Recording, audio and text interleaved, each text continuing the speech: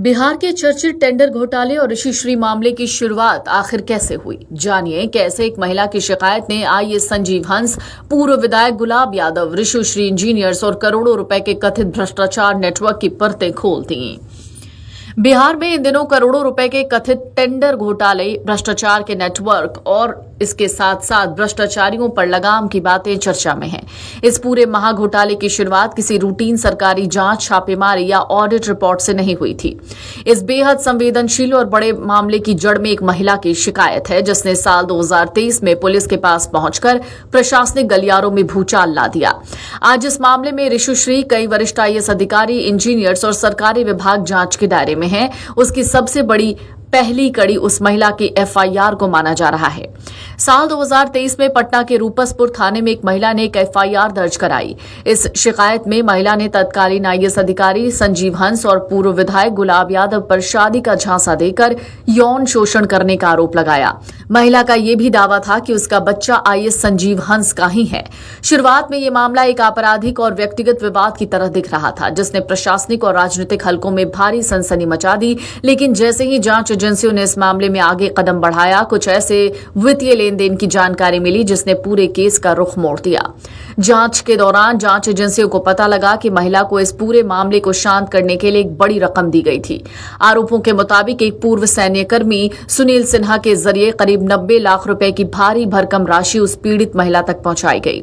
यहीं से जांच एजेंसियों के मन में पहला सवाल उठ रहा था कि आखिर इस मामले को दबाने के लिए इतनी बड़ी रकम कहां से आई।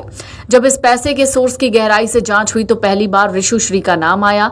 इसके बाद एजेंसियों को शक हुआ कि यह सिर्फ एक व्यक्तिगत विवाद नहीं, बल्कि इसके पीछे कोई बड़ा आर्थिक नेटवर्क काम कर रहा है।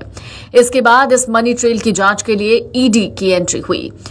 ईडी ने जब पैसों के लेन देन, बैंक खातों, कंपनियों और संदिग्ध ट्रांजैक्शंस की कड़ियों को जोड़ना शुरू किया तो ऋषिश्री का नाम बार बार सामने आने लगा। इसके बाद ईडी ने ऋषिश्री को पूछताछ के लिए बुलाया। उससे कई दौर की कड़ी पूछताछ हुई। पूछताछ के दौरान जांच एजेंसियों को पता लगा ऋषिश्री सिर्फ एक साधारण कारोबारी नहीं है, बल्कि सरकारी विभागों में बड़े स्तर पर काम करने वाला एक प्रभावशाली व्यक्ति है, जिसकी पहुंच कई महत्वपूर्ण उच्च अधिकारियों तक थी। यहीं से ये पूरी कहानी एक महिला की शिकायत से बाहर निकलकर सरकारी टेंडर्स और करोड़ों रुपए के कथित भ्रष्टाचार के सिंडिकेट तक पहुंच गई। ईडी की जांच में धीरे धीरे ये परतें खुलने लगी कि ऋषिश्री ने कई मुखौटा पहना और अलग अलग कंपनियां बना रखी थीं। वो इन कंपनियों के जरिए बिहार सरकार की बड़ी परियोजनाओं में काम हासिल करता।